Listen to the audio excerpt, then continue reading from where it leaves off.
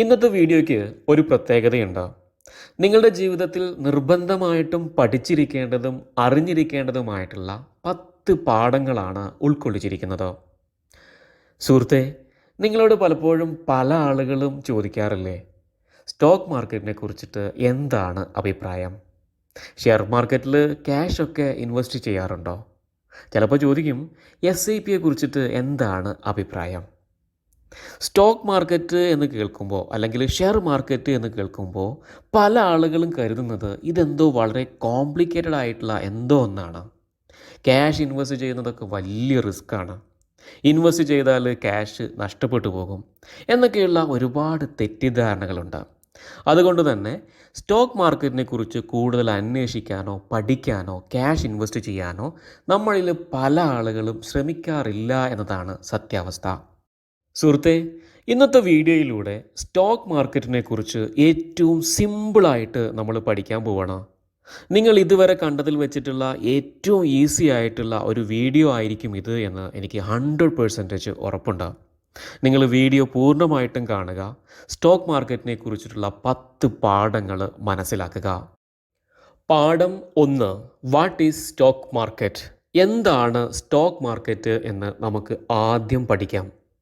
അതിൻ്റെ ഡെഫിനിഷൻ പറയുന്നത് ഇങ്ങനെയാണ്: stock market is a place where shares of publicly listed companies are traded. പേടിക്കേണ്ട, stock market എന്ന് പറയുന്നത് ഒരു സ്ഥലമാണ്. ആ സ്ഥലത്തിന് ഒരു പ്രത്യേകതയുണ്ട്, ശ്രദ്ധിച്ച് കേൾക്കുക. പബ്ലിക്ലി ലിസ്റ്റ് ചെയ്യപ്പെട്ട കമ്പനികളുടെ ഷെയർസ് വിൽക്കുകയും വാങ്ങുകയും ചെയ്യപ്പെടുന്ന ഒരു സ്ഥലം. ഇപ്പോൾ നിങ്ങളുടെ മനസ്സിൽ തോന്നുന്ന 2 സംശയങ്ങൾ ഇതായിരിക്കും: എന്താണ് ഈ പബ്ലിക്ലി ലിസ്റ്റഡ് കമ്പനി? രണ്ടാമതായി തോന്നുന്ന സംശയം, എന്താണ് ഈ ഷെയർസ്? എങ്ങനെയാണ് എനിക്ക് ഷെയർസ് വാങ്ങുകയും വിൽക്കുകയും ചെയ്യാൻ പറ്റുന്നത്? പാഠം 2, എന്താണ് ഷെയർസ്? എന്താണ് ഈ പബ്ലിക്ലി ലിസ്റ്റഡ് കമ്പനീസ്? ഇത് മനസ്സിലാക്കാനായിട്ട് നമുക്ക് ചെറിയൊരു എക്സാമ്പിൾ നോക്കാം. എൻ്റെ ഈ സുഹൃത്ത് ചെറിയൊരു കമ്പനി തുടങ്ങാൻ വേണ്ടിയിട്ട് പ്ലാൻ ചെയ്തു. എന്ത് ബിസിനസ് ചെയ്യുമെന്നിങ്ങനെ കിച്ചണിലിരുന്ന് ആലോചിച്ചപ്പോൾ തോന്നി, നിങ്ങളുടെ വൈഫ് നന്നായിട്ട് കുക്ക് ചെയ്യുന്നുണ്ട്. അങ്ങനെയെങ്കിൽ ആളുകൾക്ക് ഓൺലൈൻ വഴി ഫുഡ് ഓർഡർ ചെയ്ത് ഹോംലി ഫുഡ് അവരുടെ വീട്ടിലെത്തിക്കുന്ന ഒരു ബിസിനസ് തുടങ്ങാം. അതിന് നിങ്ങളൊരു പേര് കൊടുത്തു, പൊന്നൂസ് കിച്ചൺ പ്രൈവറ്റ് ലിമിറ്റഡ്. ഈ കമ്പനി നിങ്ങളിപ്പോൾ ഒറ്റയ്ക്കാണ് തുടങ്ങിയത്. അതുകൊണ്ട് തന്നെ ഇതിൻ്റെ 100% ഷെയർസും അല്ലെങ്കിൽ 100% ഓഹരികളും നിങ്ങളുടേതാണ്. ഈ കമ്പനി നിങ്ങൾ തുടങ്ങിയപ്പോൾ ഒരു എമൗണ്ട് അല്ലെങ്കിൽ ഒരു ക്യാപിറ്റൽ നിങ്ങൾ ഇൻവെസ്റ്റ് ചെയ്യുന്നുണ്ട്. അതോടൊപ്പം തന്നെ ഒരുപാട് മെറ്റീരിയൽസ് ഉണ്ടായിരിക്കും, അസറ്റ് ഉണ്ടായിരിക്കും, ഇൻഫ്രാസ്ട്രക്ചർ ഉണ്ടായിരിക്കും. ഈ കമ്പനി സ്റ്റാർട്ട് ചെയ്യുന്ന സമയത്ത് ഒരു വാല്യുവേഷൻ ഉണ്ടാകും. ഫോർ എക്സാമ്പിൾ, ഇതൊരു 1,00,000 രൂപയാണ് എന്ന് കരുതാം. ഇനി കാര്യത്തിലോട്ട് വരാം. ഏതൊരു കമ്പനിയും സ്റ്റാർട്ട് ചെയ്യുന്ന വാല്യുവേഷനെ നമ്പർ ഓഫ് ഷെയർസ് കൊണ്ട് നമ്മൾ ബ്രേക്ക് ഡൗൺ ചെയ്യുന്നു. അതായത് number of shares break down ചെയ്ത് ഓരോ ഷെയർസിനും ഓരോ ഈക്വൽ വാല്യൂ നമ്മൾ അസൈൻ ചെയ്യുന്നു.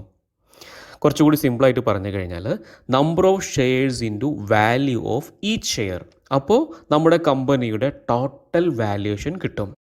പേടിക്കേണ്ട, കുറച്ചുകൂടി സിമ്പിളായിട്ട് പറഞ്ഞു കഴിഞ്ഞാൽ നമ്മുടെ പൊന്നൂസ് കിച്ചൻ്റെ ടോട്ടൽ വാല്യുവേഷന് 1,00,000 രൂപയാണെങ്കിൽ നമ്മളതിനെ 10 ഷെയറായിട്ട് ഇഷ്യൂ ചെയ്യുന്നു എന്ന് കരുതുക. അപ്പോൾ 10,000 രൂപ വെച്ചുള്ള ഓരോ ഷെയറാണ് ഈ കമ്പനിയിലുള്ളത്. ഇതൊരു എക്സാമ്പിൾ മാത്രമാണ്. സാധാരണ ഒരു കമ്പനിയിൽ ആയിരക്കണക്കിനോ അല്ലെങ്കിൽ ലക്ഷക്കണക്കിനോ ഷെയർസ് ഉണ്ടാകാം. ഇത് നിങ്ങൾക്ക് എളുപ്പത്തിൽ മനസ്സിലാക്കാൻ വേണ്ടി പറഞ്ഞ ഒരു എക്സാമ്പിൾ മാത്രമാണ് കേട്ടോ. അങ്ങനെ ദിവസങ്ങളും മാസങ്ങളും കടന്നുപോയി. നിങ്ങൾ ഒരുപാട് കഷ്ടപ്പെട്ട് നല്ല രീതിയിൽ ബിസിനസ് വരാൻ തുടങ്ങി. ഇത് ഇന്ന് ആളുകൾ അറിയപ്പെടുന്ന ഒരു ബ്രാൻഡായിട്ട് മാറി, പൊന്നൂസ് കിച്ചൺ. ഇപ്പോൾ നിങ്ങളുടെ കമ്പനി വലിയൊരു കമ്പനിയായിട്ട് മാറാൻ പോവുകയാണ്.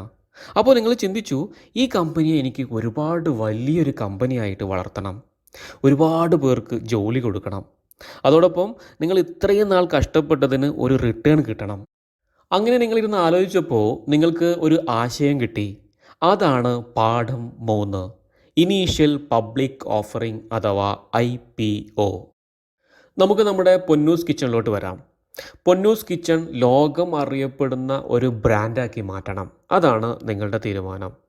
അതിനായിട്ട് ഒരു പുതിയ ബിൽഡിങ്ങിലോട്ട് മാറണം, ഒരുപാട് പുതിയ കുറേ മെഷീനറീസ് വാങ്ങണം, ഒരുപാട് ആളുകൾ റിക്രൂട്ട്മെൻറ്റ് ചെയ്യണം. ഇതിനൊക്കെ ഒരുപാട് പണം വേണം. ഒന്നുകിൽ നിങ്ങൾക്ക് പുതിയൊരു പാർട്ട്ണറെ വെക്കാം, അല്ലെങ്കിൽ ബാങ്കിൽ നിന്ന് ലോൺ എടുക്കാം. അങ്ങനെ ആലോചിച്ചപ്പോഴാണ് നിങ്ങൾക്ക് പുതിയൊരു ആശയം കിട്ടിയത്. നമ്മുടെ ഈ പൊന്നൂസ് കിച്ചണെ ഒരു കമ്പനിയായിട്ട് അല്ലെങ്കിൽ പബ്ലിക് ലിസ്റ്റഡ് കമ്പനിയാക്കി മാറ്റാം. അതിനായിട്ട് IPO ഇനീഷ്യൽ പബ്ലിക് ഓഫറിംഗ് വഴി പബ്ലിക് ലിസ്റ്റ് കമ്പനിയാക്കാമെന്ന ഒരു ഐഡിയ നിങ്ങൾക്ക് കിട്ടി. നമ്മുടെ കയ്യിലുള്ളത് പൊന്നൂസ് കിച്ചൻ്റെ 10 ഷെയറാണുള്ളത്. ഇതിൽ നിന്ന് ഒരു 3 ഷെയർ എടുത്ത് അല്ലെങ്കിൽ 30% എടുത്ത് നിങ്ങൾ പബ്ലിക്കിനായിട്ട് സ്റ്റോക്ക് എക്സ്ചേഞ്ചിൽ കൊടുക്കുന്നു. ഓക്കെ, അപ്പോൾ നിങ്ങൾക്ക് ആർക്ക് വേണമെങ്കിലും അല്ലെങ്കിൽ പബ്ലിക്കിനായിട്ട് കൊടുക്കുകയാണ് നിങ്ങളുടെ 30% ഷെയർസ്, അതായത് 3 ഷെയർസ്. അപ്പോൾ പബ്ലിക്കിൽ നിന്ന് ആർക്ക് വേണമെങ്കിലും സ്റ്റോക്ക് മാർക്കറ്റിൽ നിന്ന് ഈ ഷെയർസ് വാങ്ങാൻ കഴിയും. അപ്പോൾ നമ്മൾ തുടക്കത്തിൽ പറഞ്ഞ ഒരു ഡെഫിനിഷൻ ഉണ്ടായിരുന്നു സ്റ്റോക്ക് മാർക്കറ്റിനെ കുറിച്ച്. Stock market is a place where shares publicly listed companies are traded. അതായത് സ്റ്റോക്ക് മാർക്കറ്റ് എന്ന് പറയുന്നത് ഒരു സ്ഥലമാണ്. ആ സ്ഥലത്തിന് ഒരു പ്രത്യേകതയുണ്ട്. പബ്ലിക്ലി ലിസ്റ്റഡ് ചെയ്യപ്പെട്ട കമ്പനികളുടെ ഷെയർസ് വിൽക്കുകയും വാങ്ങുകയും ചെയ്യപ്പെടുന്ന ഒരു സ്ഥലം. ഇനി പാഠം 4, SEBI and Indian stock exchange. നമ്മൾ പഠിച്ചു ഷെയർസ് വാങ്ങുകയും വിൽക്കുകയും ചെയ്യപ്പെടുന്ന സ്ഥലം. അതിനെ സ്റ്റോക്ക് എക്സ്ചേഞ്ച് എന്ന് നമ്മൾ വിളിക്കുന്നു. ഇന്ത്യയിൽ 2 സ്റ്റോക്ക് എക്സ്ചേഞ്ചുകളാണുള്ളത്. ഒന്ന് BSE, രണ്ടാമത്തേത് NSE. BSEയിൽ ഏകദേശം 5000-ഓളം കമ്പനികളാണ് ലിസ്റ്റ് ചെയ്യപ്പെട്ടിരിക്കുന്നത്. NSEയിലാണെങ്കിൽ 1500-ഓളം കമ്പനികളും ലിസ്റ്റ് ചെയ്യപ്പെട്ടിട്ടുണ്ട്. ഈ BSEയെയും NSEയെയും ഒക്കെ കൺട്രോൾ ചെയ്യുന്നതും ഇവിടുത്തെ ഓപ്പറേഷൻസിനെല്ലാം നിയന്ത്രിക്കുന്നത് സെബിയാണ്, security exchange board of India. ഇനി നമുക്ക് പഠിക്കാം പാഠം 5, how do you select a company for investing. ഒരു കമ്പനിയിൽ അല്ലെങ്കിൽ ഒരു ഷെയർ വാങ്ങാൻ വേണ്ടിയിട്ട് അല്ലെങ്കിൽ ഇൻവെസ്റ്റ് ചെയ്യുന്നതിന് വേണ്ടിയിട്ട് ഒരു കമ്പനിയെ നമുക്ക് എങ്ങനെയാണ് സെലക്ട് ചെയ്യേണ്ടത്? നമുക്ക് നമ്മുടെ പൊന്നൂസ് കിച്ചണിൻ്റെ എക്സാമ്പിളിലോട്ട് വരാം. ഇപ്പോൾ നിങ്ങൾക്കൊരു ചെറിയൊരു ഐഡിയ കിട്ടിക്കാണും. പൊന്നൂസ് കിച്ചൺ ഒരു പബ്ലിക് ലിസ്റ്റഡ് കമ്പനി ആക്കിയപ്പോൾ അതിൻ്റെ ഷെയർസ് സ്റ്റോക്ക് മാർക്കറ്റിൽ നമ്മൾ ട്രേഡ് ചെയ്യുന്നു. അപ്പോൾ ആർക്ക് വേണമെങ്കിലും ആ ഷെയറുകൾ വാങ്ങാൻ പറ്റും. നമ്മുടെ കമ്പനിയുടെ ഷെയർസ് ഇപ്പോൾ മാർക്കറ്റിലുണ്ട്, സ്റ്റോക്ക് മാർക്കറ്റിലുണ്ട്. തുടക്കത്തിൽ അതിൻ്റെ വില ഒരു ഷെയറിന് 10,000 രൂപയായിരുന്നു. പഴയ പോലെയല്ല, ഇപ്പോൾ കമ്പനി ഒരുപാട് വലുതായി, ലോകോത്തര ബ്രാൻഡായിട്ട് മാറി. ഒരുപാട് പ്രോഫിറ്റുകൾ കൂടി, അസറ്റുകൾ കൂടുതലാണ്. കമ്പനിയുടെ പൊട്ടൻഷ്യൽ ഫ്യൂച്ചർ അല്ലെങ്കിൽ വളരാനുള്ള സാധ്യത ഒരുപാട് കൂടുതലാണ്. അതുകൊണ്ട് തന്നെ IPO ചെയ്യുമ്പോൾ തീരുമാനിച്ചു കമ്പനിയുടെ ടോട്ടൽ വാല്യുവേഷൻ അല്ലെങ്കിൽ ഇപ്പോഴുള്ള ഒരു വാല്യുവേഷൻ എന്ന് പറയുന്നത് 10 ലക്ഷം രൂപയാണ്. പണ്ട് നമ്മളിത് കാൽക്കുലേറ്റ് ചെയ്തത് 1 ലക്ഷം രൂപയായിരുന്നു. അങ്ങനെ ഒരു സ്റ്റോക്കിന് 1 ലക്ഷം രൂപ എന്ന രീതിയിലാണ് IPO ചെയ്തത്. അങ്ങനെ ഈ 3 ഷെയർ സ്റ്റോക്ക് മാർക്കറ്റിൽ ട്രേഡ് ചെയ്യാൻ വേണ്ടിയിട്ട് നിങ്ങൾ വെച്ചു. അങ്ങനെ കുറേ ബയേഴ്സ് ഉണ്ടാകും സ്റ്റോക്ക് മാർക്കറ്റിൽ. അവർ കമ്പനിയെ കുറിച്ചിട്ട് നന്നായിട്ട് അന്വേഷിച്ചു. നല്ല കമ്പനിയാണ്, ഒരുപാട് ഗ്രോ ചെയ്യാൻ നല്ല ചാൻസ് ഉണ്ട്. അങ്ങനെ അവർ ഓരോ ഷെയറും 1 ലക്ഷം രൂപ വെച്ചിട്ട് വാങ്ങുന്നു. അങ്ങനെ നമ്മുടെ സുഹൃത്തിന് 3 ലക്ഷം രൂപ കിട്ടുന്നു. അതായത് 30,000 രൂപ വിലയുണ്ടായിരുന്ന ഷെയർ 3 ലക്ഷം രൂപയ്ക്ക് വിൽക്കാൻ പറ്റി. ഈ കിട്ടിയ ക്യാഷ് നിങ്ങൾക്ക് ഒരു നല്ലൊരു റിട്ടേൺ ആയിട്ട് കണക്കാക്കാം. അതായത് ഇത്രയും കാലം നിങ്ങൾ ചെയ്ത എഫേർട്ടിനുള്ള ഒരു റിട്ടേൺ. അല്ലെങ്കിൽ ഈ ഒരു ക്യാഷ് നിങ്ങൾക്ക് തിരിച്ച് കമ്പനിയിലേക്ക് ഇൻവെസ്റ്റ് ചെയ്യാൻ കഴിയും. ഇനി നമുക്ക് പഠിക്കാം പാഠം 6, why do stock prices are keep fluctuating. അതായത് എന്തുകൊണ്ടാണ് ഈ ഷെയറിൻ്റെ വില അങ്ങനെ കൂടിയും കുറഞ്ഞുകൊണ്ടിരിക്കുന്നത്? പ്രധാനമായിട്ടും ഷെയർ പ്രൈസ് കൂടുന്നതും കുറയുന്നതും ഡിമാൻഡ് ആൻഡ് സപ്ലൈ എന്ന സിമ്പിൾ ലോജിക്ക് വെച്ചാണ്. 2 factors are deciding stock price. Stock price തീരുമാനിക്കുന്നത് 2 ഫാക്ടേഴ്സാണ്. ഒന്നാമതായിട്ട് കമ്പനി പെർഫോമൻസ്, രണ്ടാമതായിട്ട് മാർക്കറ്റ് സെൻറ്റിമെൻറ്റ്സ്. പേടിക്കണ്ട, നമുക്ക് വിശദമായിട്ട് വളരെ ലളിതമായിട്ട് തന്നെ പഠിക്കാം. നമ്മുടെ പൊന്നൂസ് കിച്ചണിൽ എന്താണ് സംഭവിച്ചത്? നമ്മുടെ 3 ഷെയർസ് അല്ലെങ്കിൽ 30% ഷെയർസ് പബ്ലിക്കാക്കി കഴിഞ്ഞു. അതായത് ഈ ഷെയർസ് ഇപ്പോൾ പബ്ലിക്കിൻ്റെ കയ്യിലാണ് ഉള്ളത്. ഇനി ഈ ഷെയർസിൻ്റെ പ്രൈസ് തീരുമാനിക്കുന്നത് കമ്പനിയുടെ പെർഫോമൻസ് ആണ് ഒരു ചെറിയ എക്സ്റ്റെൻറ്റ് വരെ. അതോടൊപ്പം തന്നെ വലിയൊരു എക്സ്റ്റെൻറ്റ് ഈ പ്രൈസ് അല്ലെങ്കിൽ ഷെയറിൻ്റെ പ്രൈസ് തീരുമാനിക്കുന്നത് പബ്ലിക്കാണ്. നമ്മുടെ പൊന്നൂസ് കിച്ചൻ്റെ ഓരോ ലക്ഷം രൂപ വെച്ച് 3 ഷെയർ വീതം ഓരോ ആളുകൾ വാങ്ങിച്ചു എന്ന് വെക്കാം. അങ്ങനെ ഇരിക്കുമ്പോഴാണ് പൊന്നൂസ് കിച്ചൻ്റെ ആ വർഷത്തെ പ്രോഫിറ്റ് നമ്മൾ ഡിക്ലെയർ ചെയ്യുന്നത്. അതോടൊപ്പം തന്നെ പ്രശസ്തനായ ഒരു ആക്ടറെ നമ്മൾ ബ്രാൻഡ് അംബാസഡറാക്കി വെക്കുന്നു. ഈ റിപ്പോർട്ട് പുറത്തു വന്നതോടുകൂടി പബ്ലിക്കിലുള്ള കുറേ പേര് ഈ വാർത്ത അറിഞ്ഞു. അവർ നോക്കിയപ്പോൾ ഈ കമ്പനിയിൽ ഒരുപാട് നല്ല നല്ല കാര്യങ്ങൾ നടക്കുന്നുണ്ട്, കമ്പനിയും ഇനിയും ഗ്രോ ചെയ്യാൻ ഒരുപാട് ചാൻസ് ഉണ്ടെന്ന് മനസ്സിലാക്കി അവർ പറഞ്ഞു, 1,20,000 രൂപ തരാം, നിങ്ങൾ ഈ ഷെയർ ഞങ്ങൾക്ക് തരൂ. അങ്ങനെ ഈ ഷെയറിൻ്റെ പ്രൈസ് കൂടുകയാണ് ഓരോ ദിവസവും ചെയ്യുന്നത്. അങ്ങനെ അവർക്ക് താല്പര്യമുണ്ടെങ്കിൽ വാങ്ങാൻ വന്നവർക്ക് ആ പ്രൈസിന് നമ്മുടെ ഷെയർസ് വിൽക്കുന്നു. അവർക്ക് 20,000 രൂപയാണ് ലാഭം കിട്ടുന്നത്. അങ്ങനെ പബ്ലിക്കിൻ്റെ ഷെയർ പ്രൈസ് കൂടുന്നതനുസരിച്ച് തന്നെ പൊന്നൂസ് കിച്ചൻ്റെ ഷെയർ പ്രൈസും കൂടുന്നു. അതായത് നേരത്തെ നമ്മൾ പറഞ്ഞു വെച്ചു, ഷെയർ പ്രൈസ് കൂടുന്നത് ഡിമാൻഡ് ആൻഡ് സപ്ലൈ എന്ന സിമ്പിൾ ലോജിക്ക് വെച്ചാണ്. അങ്ങനെ ഇരിക്കെ മാർക്കറ്റിൽ ചെറിയൊരു ന്യൂസ് വന്നു, പാക്കറ്റ് ഫുഡ് കഴിക്കുന്നത് ക്യാൻസറിന് കാരണമാകും.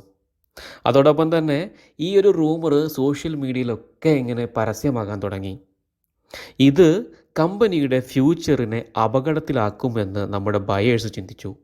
അപ്പോൾ തന്നെ ഈ 3 പേരും അവരുടെ പൊന്നൂസ് കിച്ചൻ്റെ ഷെയർസ് വിൽക്കാനുള്ള തയ്യാറെടുപ്പ് തുടങ്ങി. പക്ഷേ മാർക്കറ്റിൽ നോക്കിയപ്പോൾ ഈ ഷെയർ വാങ്ങാൻ ആൾക്കാരുണ്ടാകുന്നില്ല. അപ്പോൾ സെല്ലേഴ്സ് കൂടുന്നു ബയേഴ്സിനേക്കാൾ. അപ്പോൾ പ്രൈസ് പതിയെ പതിയെ കുറഞ്ഞു വരുന്നു. പക്ഷേ യഥാർത്ഥത്തിൽ ഈ ഒരു ക്യാൻസർ ഉണ്ടാക്കാൻ കാരണമാകുന്നു എന്ന ആ ഒരു സ്റ്റഡി നടക്കുന്നേ ഉണ്ടായിരുന്നുള്ളൂ. പക്ഷേ ഈ ഒരു റൂമർ വന്നതോടുകൂടി ഒരു സെൻറ്റിമെൻറ്റ്സിൻ്റെ പുറത്ത് അല്ലെങ്കിൽ ഒരു ഇമോഷൻ വർക്കൗട്ട് ആവുകയും നമ്മുടെ ഷെയറിൻ്റെ വാല്യൂവിൽ വ്യത്യാസം വരുന്നു, അല്ലെങ്കിൽ ഷെയർ വാല്യൂ കുറഞ്ഞു. പാഠം 7, LTP അഥവാ ലാസ്റ്റ് ട്രേഡഡ് പ്രൈസ്. എന്താണ് ഈ LTP? കോടിക്കണക്കിന് ഇൻവെസ്റ്റേഴ്സാണ് സ്റ്റോക്ക് മാർക്കറ്റിലുള്ളത്.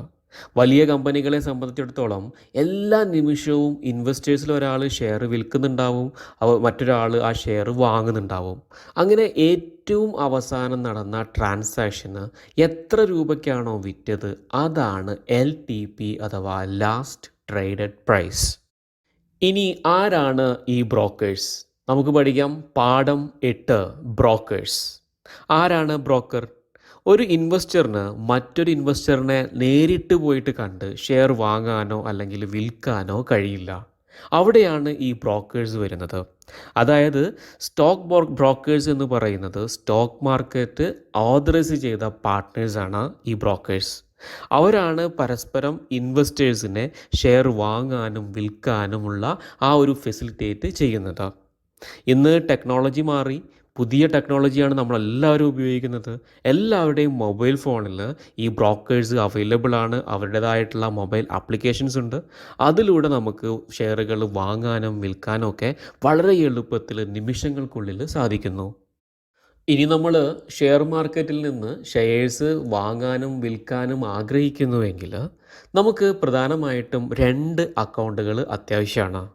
അതാണ് പാഠം 9, trading account and demat account. ഈ 2 അക്കൗണ്ട് ഓപ്പൺ ചെയ്യാനും ബ്രോക്കർ നമ്മെ സഹായിക്കും.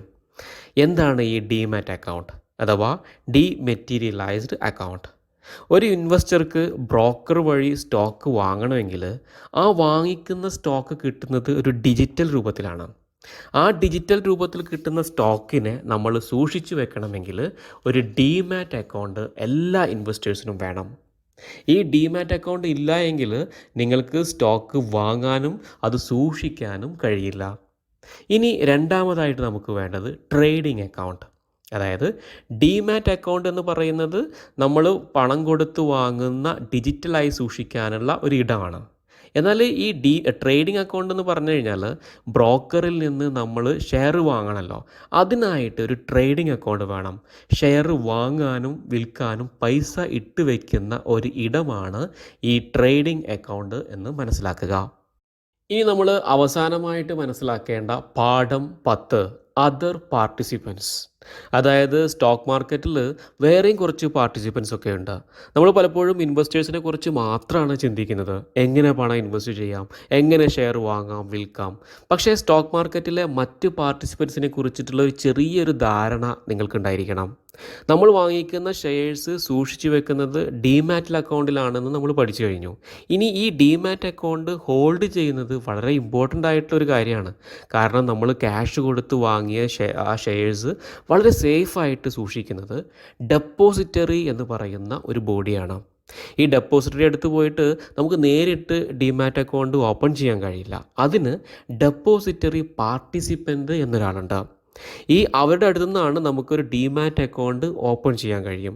ഈ ഡെപ്പോസിറ്ററി പാർട്ടിസിപ്പൻ്റ് എന്ന് പറയുന്നത് ഒരു ബാങ്ക് ആകാം, അല്ലെങ്കിൽ ഒരു ബ്രോക്കറാണ് ഈ ഡെപ്പോസിറ്ററി പാർട്ടിസിപ്പൻ്റ് ആയിട്ട് വർക്ക് ചെയ്യുന്നത്. പിന്നെ ഇതോടൊപ്പം തന്നെ ഒരു ക്ലിയറിംഗ് ഹൗസ് ഉണ്ട്. അതോടൊപ്പം ഷെയർ വാങ്ങുകയും വിൽക്കുകയും ഒക്കെ ചെയ്യുന്ന സെബി, അതായത് സെക്യൂരിറ്റി എക്സ്ചേഞ്ച് ബോർഡാണ് ഈ ഒരു സ്റ്റോക്ക് മാർക്കറ്റ് അല്ലെങ്കിൽ ഷെയർ മാർക്കറ്റിനെ കൺട്രോൾ ചെയ്യുന്നത്. കാരണം പല കമ്പനികളും മാൽ പ്രാക്ടീസ് ചെയ്യാൻ സാധ്യതയുണ്ട്. കാരണം അത് പണമാണ് ഡീൽ ചെയ്യുന്നത്. അതുകൊണ്ട് ഇതിനെല്ലാം നിയന്ത്രിക്കുന്നത് സെബിയാണ്, security exchange board of India. സുഹൃത്തെ, നമ്മൾ ഇതുവരെ പഠിച്ച 10 പാഠങ്ങൾ നമുക്ക് നോക്കാം. പാഠം 1 എന്താണ് സ്റ്റോക്ക് മാർക്കറ്റ് എന്ന് പഠിച്ചു. പാഠം 2 എന്താണ് ഷെയർസ്, എന്താണ് പബ്ലിക് ലിസ്റ്റഡ് കമ്പനി. പാഠം 3 IPO എന്താണ് ഇനീഷ്യൽ പബ്ലിക് ഓഫറിംഗ്. പാഠം 4 SEBI and Indian stock exchange. പാഠം 5 how do you select a company for investing. കമ്പനിയിൽ ഷെയർ വാങ്ങാനും വിൽക്കാനും ഒക്കെ നമ്മൾ എങ്ങനെയാണ് തീരുമാനിക്കുന്നത്. പാഠം 6 how do stock price are keep fluctuating. എങ്ങനെയാണ് ഈ പ്രൈസ്, ഷെയറിൻ്റെ പ്രൈസ് കൂടുന്നതും കുറയുന്നതും. പാഠം 7 എന്താണ് LTP അഥവാ ലാസ്റ്റ് ട്രേഡഡ് പ്രൈസ്. പാഠം 8 ബ്രോക്കേഴ്സ്. പാഠം 9 trading account and demat account. പാഠം 10 അതർ പാർട്ടിസിപ്പൻസ്. ഇത്രയും കാര്യങ്ങളാണ് നമ്മളിന്ന് പഠിച്ചത്. എല്ലാവർക്കും ഒരിക്കൽ കൂടി ശാന്തിയും സമാധാനവും സന്തോഷവും നിറഞ്ഞ നല്ലൊരു ദിവസം സമ്മാനിച്ചുകൊണ്ട് സ്നേഹപൂർവ്വം ആഷിഖ് തിരൂർ.